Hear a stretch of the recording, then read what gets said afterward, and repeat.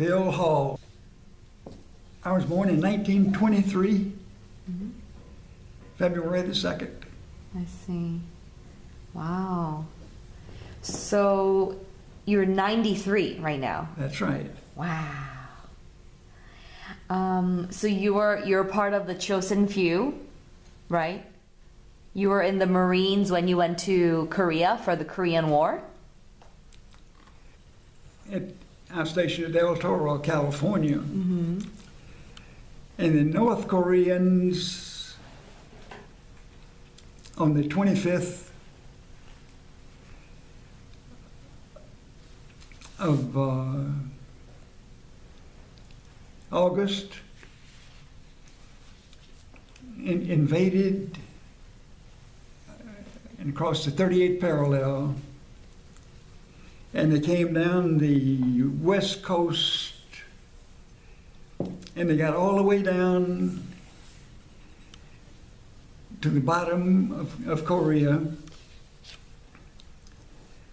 and they came to a river, and also it had a few hills, and they had come down, I don't know how many miles that was, but several hundred. They were tired, their equipment was tired, and they decided they would rest. By that time, we had come from the coast, and on the aircraft carrier, which we had, I think, 5 squadrons, and we'd unload the airplanes this way, and fly off 1 or 2, and then 3 or 4, and whatnot. And we had a lot of ammunition aboard, but then we were offloaded, and my squadron, due to the annual transfers, we did not have 30 pilots plus the 2 LSOs. So we in the Marine Corps had some APs, which is aviation pilots. They had the same wings that I had, but they were not considered, they had a different type of wing. They had been in World War II and said either let me out, or they put in for regular commission and were turned down. They were flying 75 hours a month at El Toro, where the pilots, we were having all these little 2-bit jobs, and we were flying maybe 20 or 25 hours, and they were flying 75 hours. So they were well qualified. But when we got to Japan and we offloaded, we were able to get 2 periods of field carrier landing with our pilots flying together. We offloaded, and the first pilot to be killed was the 10th of August. It's Captain Vivian Moses. And he was brought back aboard the carrier the next morning, and he went out and got shot down again, and his airplane was hit in such a way he was found face down in a little creek, and he was killed. He had borrowed, since the captain of the ship said he wanted 2 landing signal officers at all times. So I got 1 flight in, and the other LSO didn't get any until we got a 3rd LSO. And so the 4 or 5 squadrons that were land-based squadron people, they all teamed up, and the Chinese, or the North Koreans, they didn't know what close air support was. And in the Marine Corps, like I had been trained to be a landing signal officer.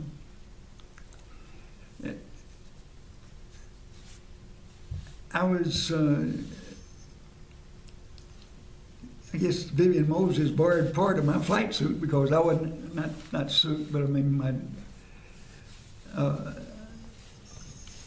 he borrowed, I couldn't fly, so he could take all my charts and everything. And that's it, he went out and got killed.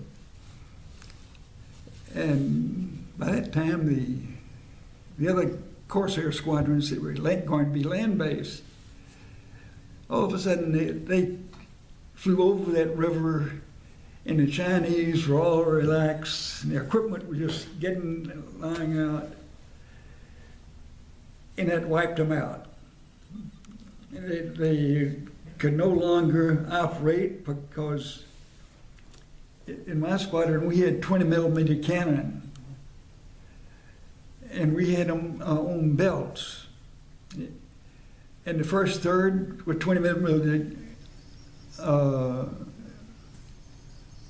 cannon, and the second belt was high explosive, and the last third was tracer, so the pilots could see where the bullets were actually going. And so by the time you have, well, everybody had 24, about 100 aircraft, all along in with some of them, planes still had 600, not 600, but they had 20 millimeter, and where a couple of the squadrons, like my squadron on the carrier, we had 20 millimeter cannon. And I got my first mission in the 7th of August, and I was cut. And we had to get a third LSO, and then we could rotate. But by us having that kind of ammunition and that many squadrons of F4Us, and plus other odd people that wanted to come in and do some shooting, it just wiped out the equipment. General Ray Davis, well, he was a lieutenant colonel, but he took 550 of his folks, and they were loaded. Well, one of them, I'm maybe not getting into that, but I don't know if you've seen all of the candy. Tootsie Roll? The battalion, 5th Battalion, I think it was, notified that they were running out of ammunition for the 60 millimeter mortars, which, you know, and the Air Force thought it was candy. As it worked out, it was real good because the Marines had no food. They had this candy, and that's what they lived on. And now I understand that, I'm not sure what her name is, but her husband died, I think, a year ago at 95. And she's going to be, she's down here today. And have you seen the packages, individual? We have a bag, and there's 2 rolls of candy. Rolls are that big around and that long. But she is going to be down here as a guest. Oh. And every one of our reunions, we've had a great big thing of candy. And then we have some little things about that big, about so big around, and you can make, it's cut a hole in the top, I've already in there, and you could, your kids or something could have it for a bank. But she is, I think they have donated candy. And I noticed this is the first time we've had individually. They're that big around, and I've got one in my bag, and my wife has got one. Oh, I didn't see them. Well, there's more candy coming down from Chicago where they're made. Okay. But How fun. the candy bar is a tradition, Yeah. and the doctors were having all kinds of problems. They could not treat everybody, and they stacked these people up and covered them with hay and a blanket, and they were all knocked out. And it's something I can't tell you, but they called in the reserves from Savannah, Georgia, and there's one 17-year-old that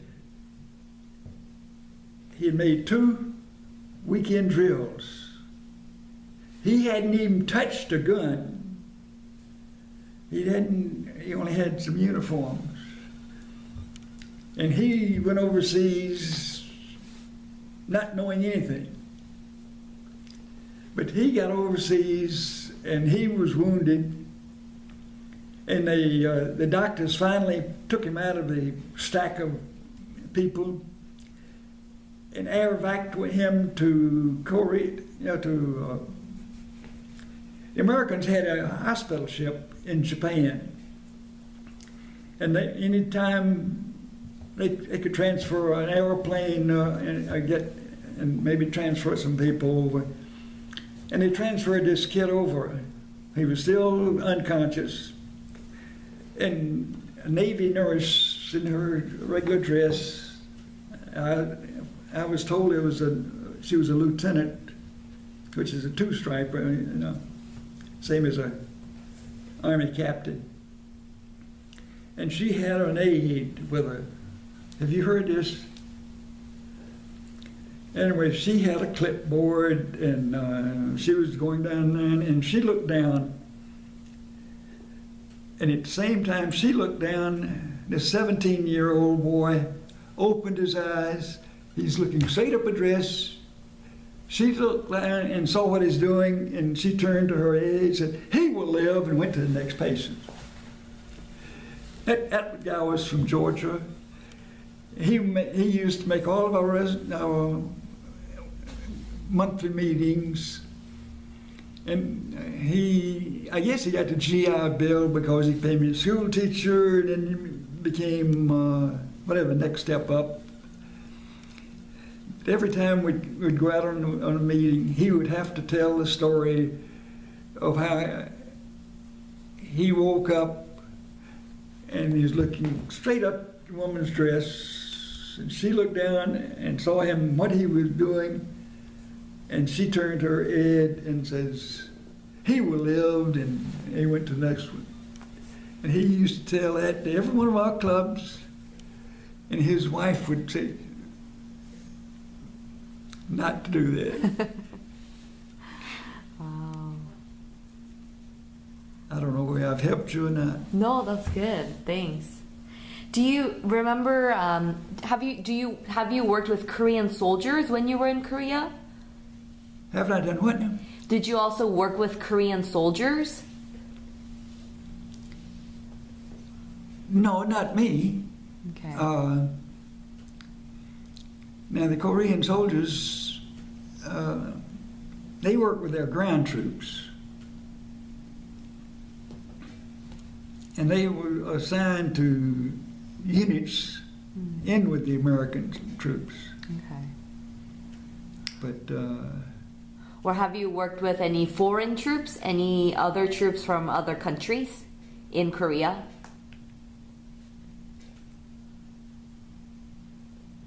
I've worked with some Army troops. Oh. Okay, just No. curious. I don't guess we do, because nobody worked the way Marines did. The Air Force said their close air support was 4 or 5 miles behind the front lines. We had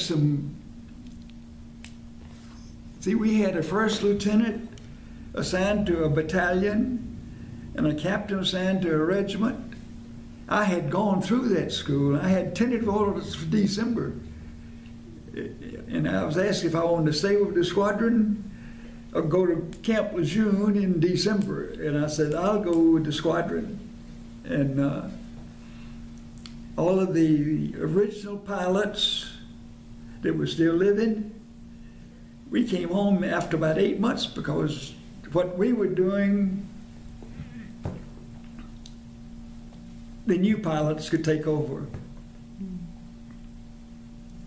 In fact,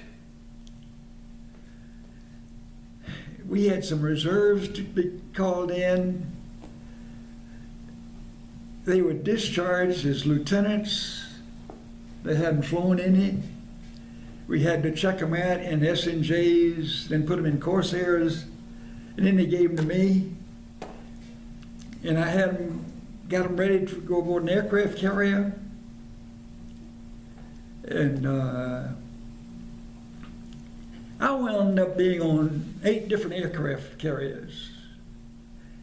I couldn't fly on 3 of them because I was the only LSO. In fact, some of them might say they're just plain knuckleheads, but they gave them a carrier cruise, a Mediterranean cruise, 5.5 months. And the Navy on the Midway, which is built on a battleship hull, and it's basically 1,000 feet long. And the flight deck is that. It's now over at the air base over here in San Diego. If you go over there, don't drink the tea. It's $4 for a little glass like this. It was 4 years ago. It's on the fantail of the carrier. Also, they will tell you about is the carrier Midway was going just north of Sicily, and we got out to, I think it's Palermo was the name of a town there, and we were even with that, and all of a sudden a whale swam in front of the carrier and it just bent around the bow of the ship, and the captain of the Midway stopped the ship and backed up back a little bit, and the whale swam off. And a lot of people, we didn't have flight quarters going on, but I went up on the bow, and the whale was like this, and when the captain backed up, the whale shot off. But over on that, they said it was in 1953, but I made it a 5.5 months tour in 1952. But I told them about it, they were wrong, but nobody over there cared. I see. I guess that's about all I know. Yeah. We did what we were supposed to do, Yeah. and I think I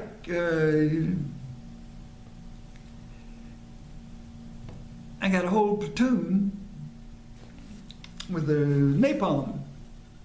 Have you briefed on what a napalm is?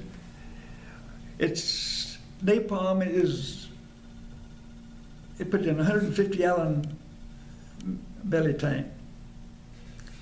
And when you come in the way I used to do it, I'd come in at high speed, and of course they had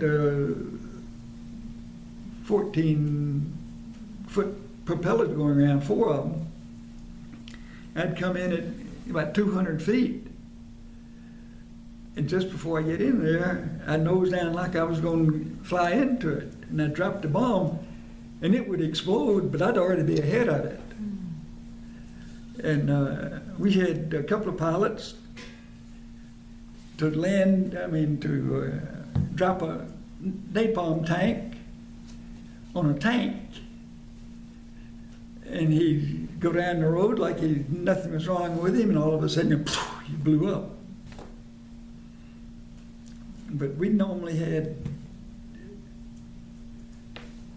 4 5-inch rockets, this big around about 6 feet long, hanging on the bottom. And then we had the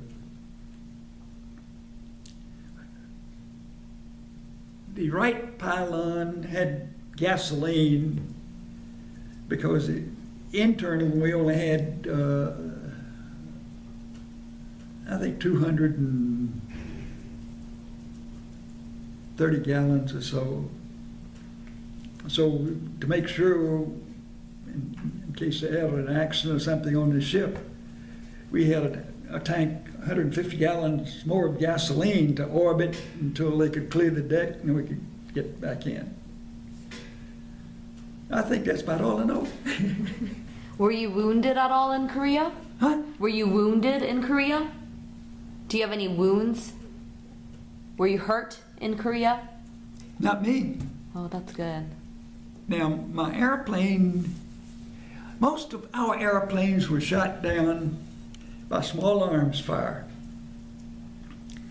Is the gasoline, we didn't worry too much about that, but the oil section, automobiles will go a little bit up with gasoline, but when they run out of oil, that engine is going to stop. And our procedure was, when you pull out of your drive, is watch your oil pressure. And if that needle starts going down, you would head for safety or ocean or whatever it was, and hope you could make it. But you need to go to friendly land or country or something is your only chance. I never did do that. Mm-hmm. We had a captain in our squadron that he was leading the 4-plane division. Is in North Korea, and he got shot down. Or maybe his oil section said we called it shot down. And he went over and got behind some rocks. And his flight flying around and calling for a helicopter to come pick him up.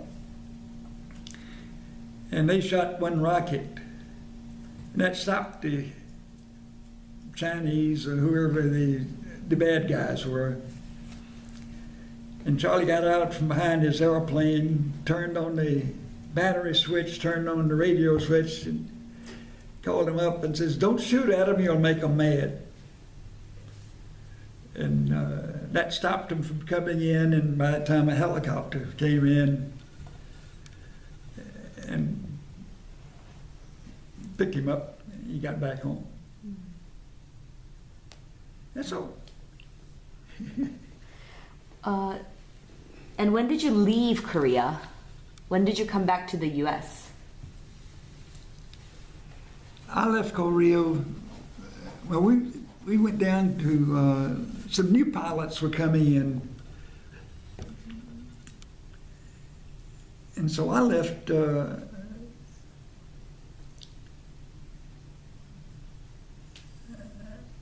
I don't know. It was maybe 6 weeks after the Chinese had more or less settled down. So like January or February of 1951, maybe?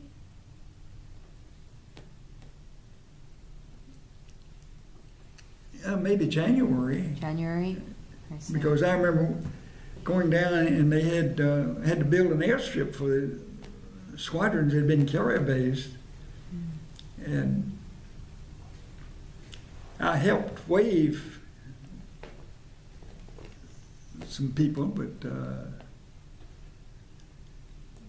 I was one of the people that original, and I lived through it, and the people that got shot down, we had 2 pilots killed as they went over the target. The airplane blew up. I think we lost 12 airplanes, not 12 pilots, but 12 airplanes. Yeah. And so, if you could have seen, we could bring an airplane aboard. In fact, I think it was in the Seoul area that we were making runs, and I think I came in and started my second pass, and I got hit with anti-aircraft. First I'd seen of that. How was it? Put a hole about that big around, from 5 feet from where I'm sitting. But the next morning, that airplane flew overnight. Our maintenance crew, they had a whole flight deck, a hangar deck, and they could build an airplane and get the thing airborne the next morning. But their eyes, that circles under the eyes. They'd go to bed at 2 o'clock in the morning. They'd get up at 4 o'clock in the morning, and they could get a few hours of sleep during the daytime. And when I was on the Midway, if I didn't, our hangar, not our hangar, but our stateroom, ready room rather, was up forward. But the LSO had to be back for the airplanes to be worked on down there. And I used to run right down the middle of the flight deck and had my paddles with me. I still have that pair of paddles. The Navy made some crazy looking things, but most of the LSOs in my day, they made their own paddles. Oh, they had the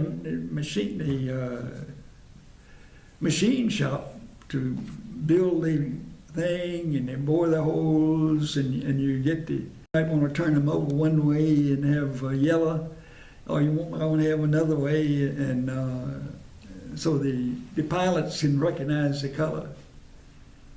And but I used to run right down the middle of the flight deck of that nearly 1,000 feet, and I never did wear the.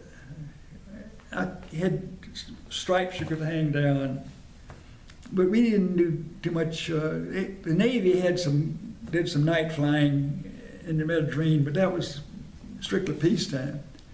And looked in the side of the ship there, in the catwalk, and I thought I recognized the guy.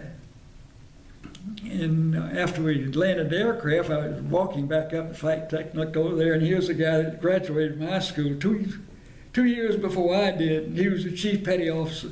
I want to thank you for your time today. Well, I had nothing else to do.